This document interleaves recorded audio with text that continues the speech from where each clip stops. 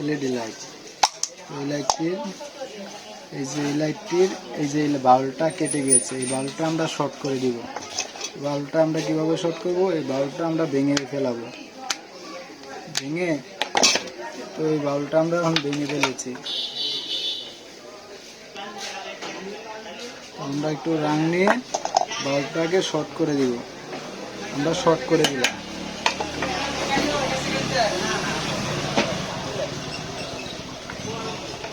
তো আমরা এখন বাল্বটা চেক দিব। তো আমাদের বাল্বটা ঠিক হয়ে গেছে। এইভাবে বাল্ব শর্ট করলে বাল্ব ঠিক হয়ে যায়। তো আমরা একটা এলইডি বাল্ব ঠিক করা শিখে নিলাম। ধন্যবাদ।